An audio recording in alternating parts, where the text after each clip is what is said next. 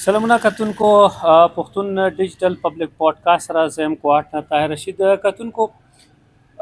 کال 2015 په ختمېدو دی او په د کال کې کوهاټ چې کوم مرکزی یا مهمه شخړې وي هغه زیاتره د بجلی نشوالي، بجلی لوډ شیډینګ، ګیس نشوالي او د څښلو صفا اوبو په باره کې وي. او دغه مسلو په اړه موږ کتلی چې مطلب وخت په وخت زمونږ چې کوم ټاکل شوي غړي دي هغه بیا چې کوم ضلعي انتظامیه ده، که هغه ډپټي کمشنر دی، که هغه کمشنر دی، که هغه ای سی ګان دي، هغوی سره ملاقاتونه او بیا د هغه غونډو د هغه ناستو عکسونه چې کوم دي هغه په فیسبوک باندې خپرول او دا دعوې کول چې دغه مسلې چې کوم دي هغه ورځ دوه کې هواري شي. خو د بده مرغه دغه کال په ختمېدو دی خو تر نن ورځې پورې دغه مسلې هوارې نه شولې. کوهاټ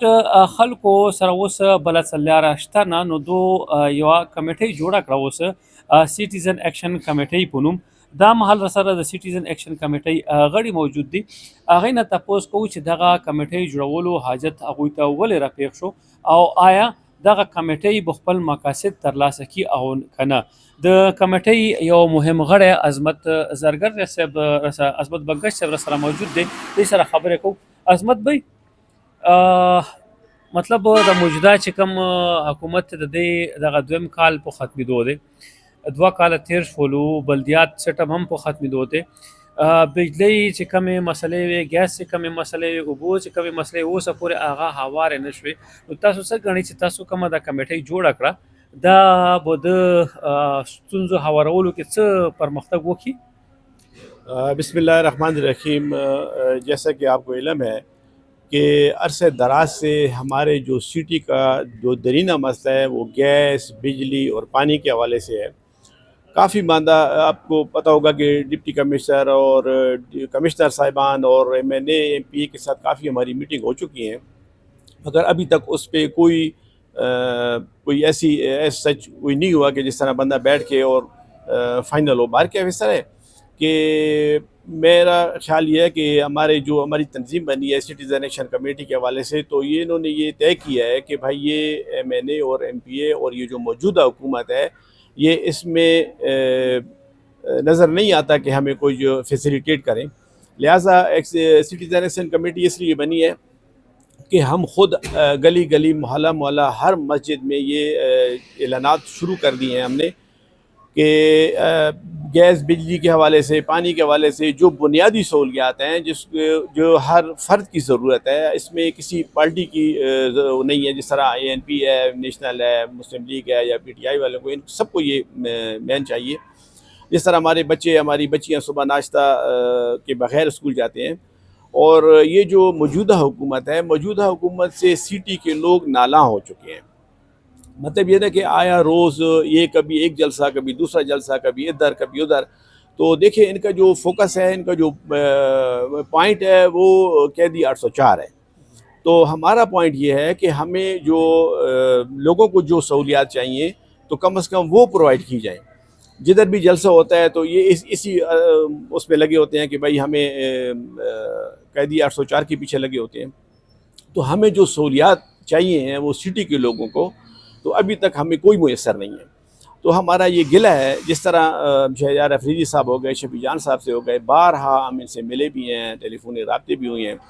مگر یہ بس اپنی وہ اللہ معاف کرے پھر بندہ کہے تو بندہ برا بھی لگتا ہے، بس یہ کلمے درود شریف اور اس کی آڑ میں اپنے آپ کو چھپا لیتے ہیں. تو ہر ایک بندہ کہتا ہے کہ چلو یہ ٹھیک ہے، بس یہ صحیح کہہ رہا ہوگا، مگر ایسی بات ہے نہیں. اگر یہ پی ٹی آئی یہ کہتی ہیں کہ اگر یہ گیس اور بجلی اور مرکز کا ایشو ہے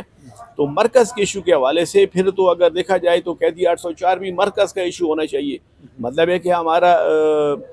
صوبے کے حوالے سے تو یہ کیس ہے ہی نہیں، پھر تو مرکز جانے، کیونکہ ادھر سپریم کورٹ نے ان کو قید رکھا ہوا ہے. تو اگر یہ کہتے ہیں کہ بھائی ہم آپ کو فیسیلیٹیٹ کرتے ہو، آئیں ہمارے ساتھ جلوس نکالیں، آئیں ہمارے ساتھ جلسہ کریں. تو جب سے حکومت ہے یہ اس کے علاوہ بھی بتاتا ہوں، گیس بجلی پانی کے علاوہ دیکھیے جی اسپتال کا ایشو ہے. اسپتال کے ایشو میں ابھی شفیع جان صاحب کہتے ہیں کہ جی میں 1000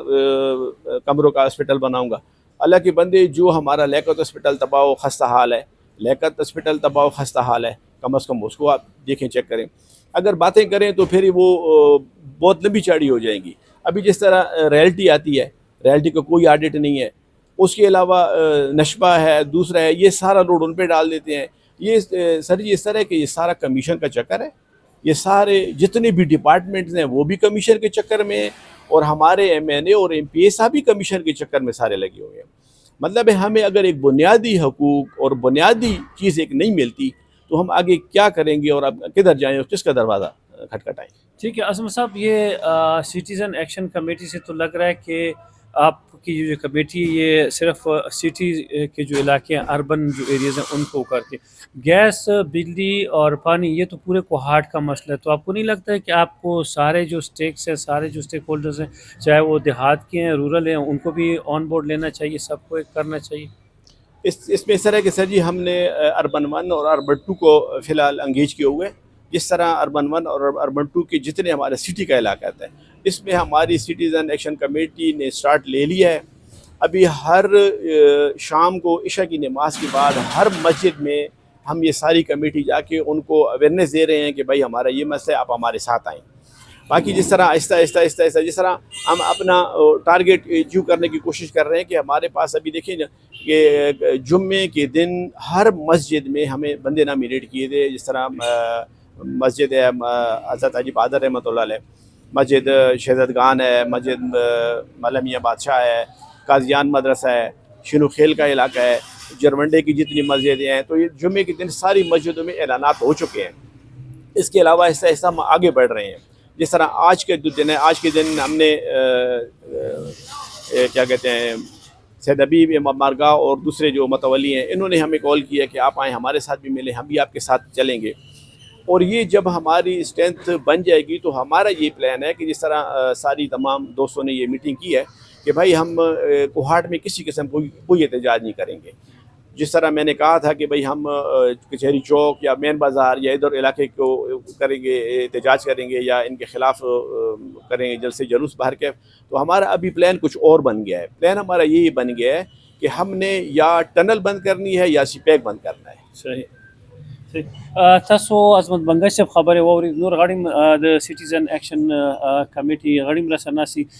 یو مهم غړی دلاور اوان صاحب را سره موجود دی. دلاور اوان صاحب د نمخ کې هم په کوهاټ کې یو شمیر چې کوم تنظیمونه دي هغه دلته کوهاټ کې شته او مختلف دغه باندې کار کوي لګي, خو اوسه پورې موږ دا کتلي چې څومره هم تنظیمونه دي, زیاتره تنظیمونو کار صرف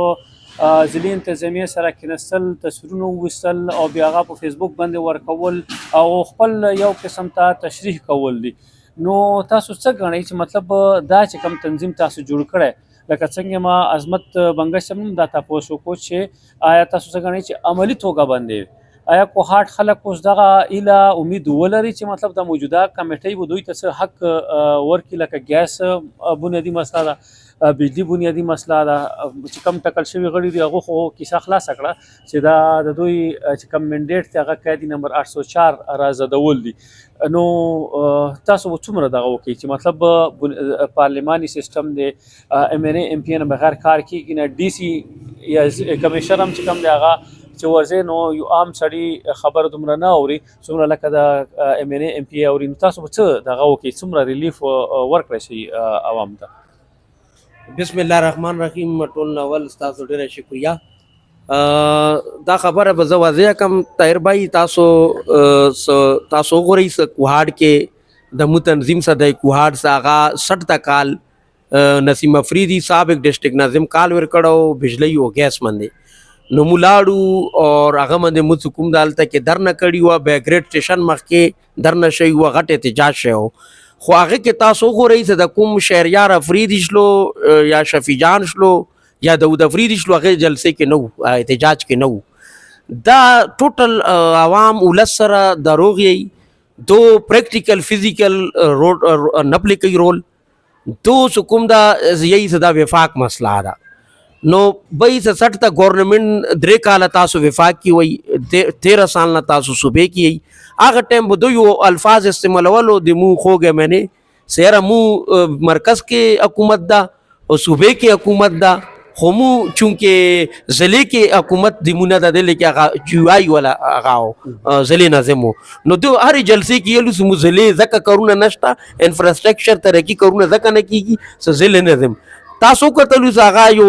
اتو میاشتو بعد ضلع ناظم د ولا راغلو نسیم افریدي څه ضلع کې دو ګورنمنټ او صوبې کې دو ګورنمنټ او وفاق کې دو ګورنمنټ نو چرته ناړې هغه نړۍ 3 کروڑ ډیمونه 3 کروڑ نوکرانې 350 ڈیمونه نو هغه باندې چې تلاړې تو اب نہیں تو کب سستا انصاف نو نن په کوم دفتر کې د کرپشن ختم شوی دا کرپشن نن اسمان سره خبرې کوي دو یلوسو طریق انصاف و انصاف ور کوي کور دلیس پر نو دو خپل پلټي کې نن انصاف فرد واحد انصاف غواړي لګیا دا اجتماعي انصاف ختم شوی دا دو صرف ټوټل سوچ ټوټل فوکس فرد واحد تا دا ستا اجتماعی 5 کروڑ تو وزیر اللہ صاحب نمائندہ ہے 5 کروڑ خلق خود کا شے نہیں کی لگیا دا 5 کروڑ خلق دبلے کے نمڑی کی لگیا دا 5 کروڑ خلق فنڈامنٹل رائٹ بنیادی حقوق نشتا ایجوکیشن نشتا ہیلتھ نشتا اسپتال معاملے خرابی دی کہ ڈی اسپتال کے تو 13 سال ایک کیٹیگری اسپتال پر کاغذونو کے دا پریکٹیکل نشتا ایک ایم آر آئی نشتا ایک سی ٹی اسکین نشتا ایک برن سینٹر نشتا آگے کے تا نہ کڑا ہوتا اعلان کے لگے کوہاٹ کے سزبو 1000 بیڈ اسپتال دایو ډیر غټ مزاق شوی د کوهاټ سره دینه غټه ټوکه کوهاټ تاریخ کې نه ده شوي څه 1000 بیډ 3000 بیډ ول اسپتال ته دا 40 سال ته نشي صحیح کوي کې ډی اسپتال 300 300 بیڈ ول اسپتال ته نشي صحیح کوي ته فیوچر کې مو ته 1000 بیډ اسپتال بوجړه نو دینه غټه ټوکه لکه کوهاټ عوام ز بدقسمتی د دوه منې متم کوونه زله غواړي مو ته دا 25-26 سال شلو زدو آواز ایجوکیشن هیلث بابړه کې همدا روډونو باندې سړکونو باندې مو چتو خو مو ته خلک هغه سات نه ورکوي الیکشن پرې به دو سره خلک روزي به دو ول د کری تقریرونو باندې خلک غلط شي به دو ته وټ ویر کی بدی باندې زکوم د مونډه ساټیو س زکوم دا خلق ول نه پویږي لګیا د خلکو سره ول شعور نشتا سو دو 13 سال کې پرون یو شی بریک شوی دا سو دو یی سموسا مرکز فنڈ نہ رکھی وفاق مو فنڈ ادھر والا دا پرون سما چینل جیو چینل دستاویزات سرا شے پبلک کرے دا سو بھئی 8400 ارب روپی فنڈ ہوتا وفاق نہ ملا ہو دا باقاعدہ پروف سرا وہ خیلی دی سو دو 2200 ارب روپی مون وفاق وہ سری کڑی دی دو تا پرون نو آگا شے پرون ایکسپوز شوی دا آگا شے پبلک شوی دا نو یار داروغو عوام بس کلپنگ کئی لگیا دا عوام پورتا چکی وئی لگیا دا عوام تے کک والا پیماناشتانا دا عوام اندہ تکلیت مندے دا بس عوام سر اڈو شعور نشتا عوام دو ڈلو نہ وئی نو دس خون نہ دا کنا لوگوں نے سیاسی شعور خوراتن پکار وان سو دا خو تاسو کومه خبره وکړه دا خو لکه ټیک ته نور هم صوبې یا دغه سره امور شو کوهاټ حواله سره دغه کول لګي چې کوم تاسو سټیزن اکشن کمیټي دا کمیټي مور جوړه کړی ده د باره کې ما تاسو دا و چې د باره کې خلک څه ایله ولري چې مطلب آیا دا څه هدا پورې د دې مسلې ستونزې واري اوس تنګه مات جنگا مات هر یو تاسو کتلو شد مو امنه صاحب شفیع جان صاحب 1000 نه زیات میټینګونه کړي دي کمشنر سره ډي سي سره ای سي سره خو تاسو علم کې دا ساغه آؤټپوټ بالکل نه ضرورت ہے بلکہ کوارټ خلکو سکیدا جوړ شوا څه دو کله میټینګ وکي بیاغه کا 5 منټ کا 10 غنټه لوډ شیډینګ وی بیاغه 20 غنټه شي نو دو د الو میټینګ کایما دو د بره بنیو کی سو دو د کمشنر آفس کې ڈی سی آفس کې دو میټینګونه سفیدا نشته ویلې دو څه کله میټینګو کې بغیر د کوم دا غوړه نتایج ډېر سنگین وی او ډېر خطرناک وي ډېر مننه د لوروان صاحب د سټیزن دو باندې زرا سم سټیزن باندې عظمت بای ناز دا دو ډېر خشته پوچت کړه دا ظاهری کې دا یو خبره ډېر هغه سره کوم سوز د سټي د کوم شرفا خلق دي دو یو میټینګ وکړو مشرانو ګړ تعداد کے مشترکہ اور متفقہ علیہ جامع مسجدونو نہ بوسا وزنو چتیگی دا سلسلہ اول 2 اربنو کے دا بیدا 3-4-5 اربن دا بو توسیقیگی دا بو پہلویگی اٹولنا غٹ دہر علاقے ملک دہر علاقے ناظم چیئرمین مشر تب دا مو مشران بسو 25-30 پا کمیٹی پو صورت کے جرگی صورت کے دا ټولو جمعتونو کې به خلکو ته اویرنس ورکو خلکو ته به شعور ورکو او دغه به یو بس اخري دغه موسره دغه لاره راوته صدا به کوم دا ټینل هایوی دا به کوم د پریکټیکل فزیکل دا به بندیږي خو هغه دپاره موږ سره ټوټل 2-3 خلک به دي ته به دا اوس 50-60 کسانو باندې 100 باندې به نه روځي د کوهاټ ټول خلک ښې جذبې سره اور ښې تجربې سره ښه هغه سره به دا ګڼ تعداد کې به وروځي او دا به کوم ده انشاءالله خپل عوامي طاقت وښیو او دا دونه بس پاتې دا میں نے MBA پرونه کلونه کړي دي خو عظمت بنګش ورته بس په ټوک الفاظ یلی دي سیره بس دا تاسو نه کیسه وته تاسو ډیره مننه دغه کمیټې یو بل مهم غړی احتشام بنګش صاحب هم را سره موجود دی. احتشام صاحب څنګه عظمت بنګش خبر وکړي دلور روان خبر وکړي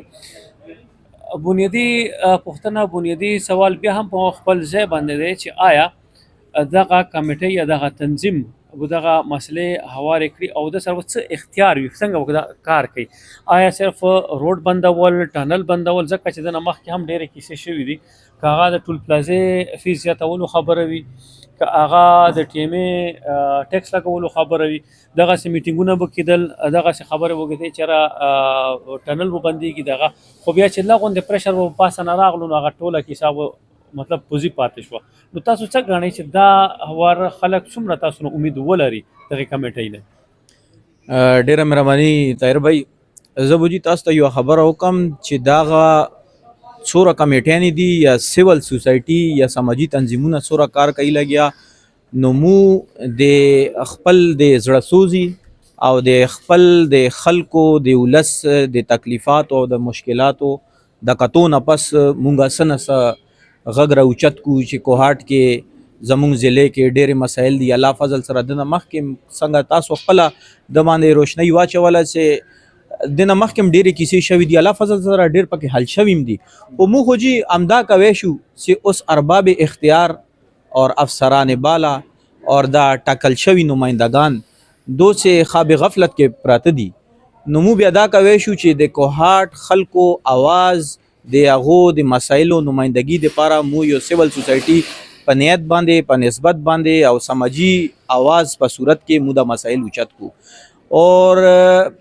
دې کې جی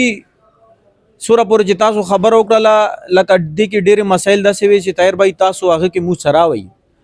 اور هغه کې هغه ډېرې مسلې چې دي سر پورې هم رسېدلي دي زه به نه یم چې ټول رسېدلي دي خو اوس جی بس هغه څرنګې ملک صاحب یوه خبره وکړله ملک دلاور چې تنگ آمد بجنگ آمد اوس جی ګرمیانو کې خو دو سره دا یو موقف وي سره لوډ دا سسټم کې بجلی نشته یو شاید بل اوس خو جی سړه دی نه AC چلیږي نه کولر چلیږي نه پکې چلیږي او دې په باوجود که سټي هونته علاقې کې چې لکه بیګا شپې زه تاسو ته خبر وکړم چې 9 بجې بجلی لاړه سحر 9 بجې راغلی دی او دا اوس یو روټین جوړ شوی دی چې غیر اعلانیه روډ شیډینګ مخکې به چېرته میاشتې کې 15 ورځو کې یو ځل به اوس دوه به ویلو چې موږ ورکس کوو اوس تواتر سره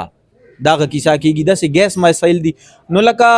اوس د خلکو چې کوم پریشر وروستو جوړ ده اوس که د کمیټۍ والا وروستو کېږي نو نشي وروستو کېدی د خلک یې نه پرېږدي خلکو ته ډېر مسایل دي او مو به هیله دام دا لرو امید به دا لرو چې دا اواز پاسه پورې ورسي او مو مقصد دا نه ده جي چې چا سره جنگ وکړو چا سره جګړه وکړو مو ته دي خپل چې کوم بنیادي حقوق دي که هغه مو غوښتنه کوو او ډېر په مینه یې کوو ډېر په پښتو یې کوو او په جرګو مو دا میټینګ څه شوي جي جرګه وي که نه خو دا میټینګز او دا کیسې خو ډېر ځل وشولې خو دا مو ته څه حل نه میلویږي اوس د خلکو هغه باندې دا ایما باندې دا چې کله د ټولو جمعیتونو کې او د ټولو ملکانانو سره او د مشرانو سره چې ناسته وشي هغه نه پس چې صلح عمل طی شي اب میډیا ته به هم وړاندې وي او د ټولو مشرانو ته به هم وړاندې وي جي ډېره مهرباني احتشام بنګش صاحب کتونکو په دغه غونډه کې راسره یو ډېر بزرګ او مشر ملمم موجود دی د 1990 تر اوسه پورې اربن پنځم چې کوم دی هغه نه الیکشن هم کړی دی ناظم هم پاتې دی او په مختلفو حکومتونو بلدیاتي چې کوم سیټ اپ دی هغه کې پاتې دی ملک همت خان صاحب ډېره مننه ملک صاحب په تونډي چلته د وخت ورکولو ملک صاحب دغه چې کوم د سټیزن اکشن کمیټۍ غړي د دې خبرې تاسو واورېدې اول خو دا راته وویل څنګه ما شروع کې دا خبر وکړه چې کله هم زموږ MLA یا MP ګان ډیپټي کمشنر سره ملاقات وکړي نو چې هغه بجلی لوډ شیډینګ ګنټه وي نو هغه 2 غنټو ته ورسي که 12 غنټې یا 13 غنټو ته ورسي تاسو تاسو څه ګڼئ چې آیا او په هغه میټینګ کې صرف یوازې ډیپټي کمشنر یا کمشنر نه وي، په هغه میټینګ کې د پیسکو یا د اس ان جی پی ال چارواکي هم موجود وي، نو تاسو څه ګڼئ چې آیا د مونږ چې کم ټاکل شوي غړي دي د دوی په غږ کې څه تاثیر نشته، اثر نشته، یا دا هسې مطلب صرف هغه د خلکو په سترګو کې دوړې اچول ولا خبره کوي چې مطلب څومره پورې کیمرې آن وي هغه خبره کوي او بیا کیسه برابره شي خپله کې سره یو بل وي؟ بسم الله الرحمن الرحیم. اوس خو زه ریټایر وخت تېروم لګیم، خو چونکې د ایکشن کمیټۍ وامې اورېدو نو دو ته راغلم چې واقعي دو یو ښه سټپ اوچت کړی دی او ډېر ښه سی لګیا دي. الله دې وکړي چې دا ټول کوهاټ ته دا مؤثر شي، ټول کوهاټ د نه افادات والي که نه. نو دا کوم مو ایم این ګان یا ایم پی ګان دا کوم میټینګونه کمشنرانو سره یا ډي سي ګانو سره کوي، دا خپل اولو سیده کوي لګیا دي، نور څه نشته. ویلی چې دو سی کې څه پکړ نشته دا چې دو چې څه وایي هغه کار وشي. مطلب چې کله میټینګ وشي بجلی بارے کې، نو بجلی بارے کې 12 گھنٹوں نه 18 گھنٹې شي، او دا بیګا هم مو ټوله شپه تقریبا تیاری کې تېره کړه، بلکې سهار بچی چې تیاریږي اسکولونو ته هغو ته ناشتې نه شو تیارولی، ویلی چې ګیس نه وي، بجلی نه وي، هغو رد بد څنګه تیاروو مو بچي ماشومان. نو خدای شته چې تکلیفاتو سره تیاروو او هغه اسکولونو ته ځي. اسکولونو نه شکایتونه رسي چې تاسو بچي صحیح طور باندې مینټین نه وي، اسکول راتلو جوګه نه وي، خو موږ څه وکړو، کومې غاړې لاړ شو؟ آیا حکومت څه هغه کوي که نه کوي؟ او د مو صوبې حکومت خو بس یوه خبره نیولې ده فرد واحد ته، او فرد واحد 804 نمبر هماغه باندې دو فوکس هماغه باندې ده، نور څه نشته. بس چې هغه یا آزاد شي یا هغه ته حکومت ملاو شي. مخکې حکومت ملاو ده نو هغه کومې تورې کړي دي چې اوس به تورې کوي. او بهرحال ما خپل